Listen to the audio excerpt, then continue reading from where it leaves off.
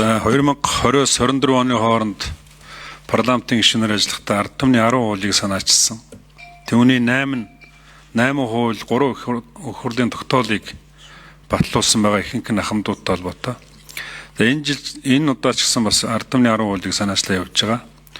Энэ хуулиудын заримаас нь таны дэмжлэг одоо ямар байгаа гэдгийг бас асууя. Нэгдүгээрх нь бол уул уурхай болон онцгой татвартай бараанаас бусад бараа үйлчлэгийг нөөтийг нь 5% болгох одоо энэ хуулийг дэмжих үү. За хоёрдугаарх нь хуурамч шатхууны эсрэг энэ удаа хууль байгаа. Энэ бол ард түмний машин тэргийг эвддэг хүмүүсийг хордуулдаг ийм одоо гэмт үйлдэл байгаа. Энийг одоо дэмжих үү.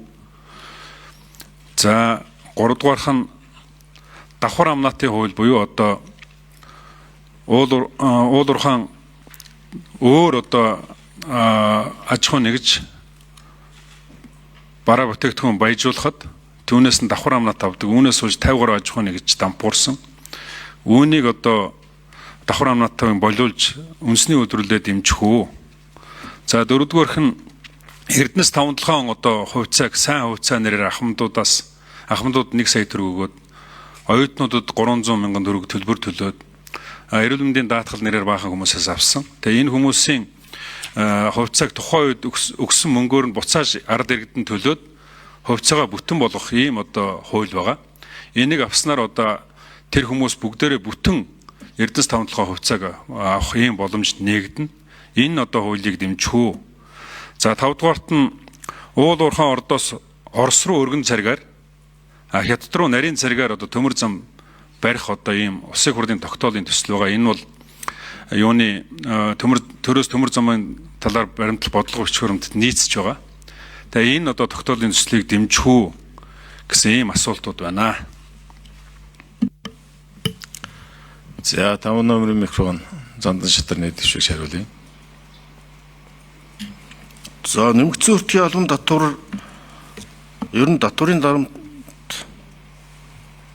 нийт ард иргэд онож байгаа татварын хувь хэмжээг бууруулж за харин тансаг хэрэглээний татвар болон одоо хэд өндөр үнэтэй барааны гэсэн үг л дээ. Одоо жишээлбэл өндөр үнэтэй арх тамхины импорт ч байт юм уу.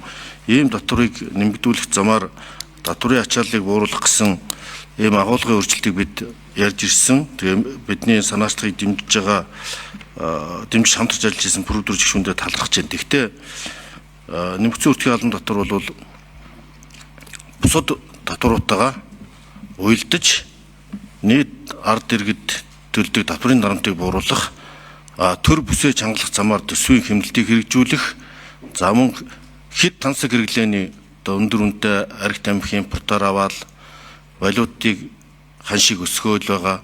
Тэгэл хэд өндөр үнэтэй одоо машин сууцч байд юм уу. Ийм татвар дэлхийд дээр хэрэгжиж ингэж зөвхөн төсвийн орлого бүрдүүлэх биш, нийгмийн дундаж давхаргыг чиглэхэд дэмжсэн бодлогын хөшүүргэн татварын бодлого байдаг учраас энэ чиглэлийн татварын зохицын реформ хийхийг би зорж бас энэ ажил дээр олж анхаарч тэргүүлэх чиглэл байх болно гэж бодож байгаа.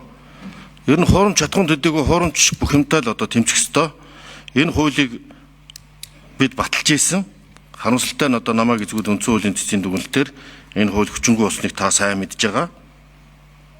Давхар амнаатын хууль ч гэсэн тэр дотоодын үндэсний үйлдвэрлэлийг дэмжсэн бүх чих хандлагуудыг бид дэмжиж байгаа. Нэмэгдсэн өртгийн албан татварч дээр давхар амнаач гэсэн дотоодоо нэмэн өртөг шингээж байгаа, ажлын байр бий болгож байгаа, ажил олгогч баялаг бүтээгчдэд бид дэмжсэн бодлого хэрэгжүүлж ижил ажилгүйд ядуурлыг бууруулнаа. Ингэжээж би эдийн засгаас сэргээнэ. Энэ бол миний бодлогын хатуу үтгэл үнэмшил. Одоо үндсэндээ бид үндэсний үйлдвэрлэгчдэд дэмждэггүй нэмэгдсэн өртгийн өртөг нэмэхээр нь татвар оногдуулаад дарамтлаад байдаг болох юм бол хэн Монголд нэмэн өртөг хөтээх вэ? Ийм учраас энэ эдийн засгийн аюулгүй байдлын өвчтөр, эдийн засгийн өсөлтийн өвчтөн төр ажилгүйд ядуурлыг буулгах өвчтөн төр ажил олгогчд баялаг бүтээгчдэд дэмжиж ажлын байр бий болж энэ ажилгүйд ядуурл буурж нөгөө халамжаас хөдөлмөрт энэ төр гэдэг гой сайхан ураанууд бод амьдралд хэрэгжинэ. Энэ бол одоо миний хүний дэдэггүй улс төрийн итгэл үнэмшил. За царгийн асуудал гэсэн ялгаагүй бид одоо экспортоо дэмжиж ижил энэ валютын анч чинь докторжиж ард түмний амжиргаан сайн нөлөөлнө. Тийм учраас ард түмэндээ ээлтэй ард иргэдтэй өгөөжтэй байхын тулд энэ үнийн өсөлтийг хязгаарлах бодлого бол валютын анчнаас бүр тодорхойлуулан импортыг хэдэмжсэн, экспортоо хязгаарласан бодлогуудыг чөлөөснөөс л энэ эдийн засаг сэрэх ёстой. Эрдэнэс тавталгай менежментийн гэрээний зарчмаар, олон улсын Канадын зарчмаар за ер нь цаашдаа урт хугацаанд нээлттэй хувьцаат компани болох Эрдэнэтийг ч гэсэн тэр ийм паблик компани болгож үр ашиг өргөөжийг нэмэгдүүлж үр дүнтэй ажилтдаг, хувийн хвшлээд дэмждэг, хувийн хвшлтэйгээ өрсөлддөг, хамтардаг энэ чөлөө зах зээлийн болон төрийн зохицуулалтын оновчтой бодлогыг уялдуулж иж манай уул уурхай дэд бүтцийн бодлого бол оновчтой хэрэгжих ёстой. Дэд бүтцгүй уул уурхай гэж байхгүй. Тийм учраас энэ бодлогыг одоо хамтын энэ шинэ механизмыг бүрдүүлэх чиглэлээр бол энэ ажил аваад тодорхой болсон нөхцөлд бол дэлгэрэнгүй тань танилцуулж ярих гэж байна. Ерөнхий зарчим тогтоолыг та мэдж байгаа шин.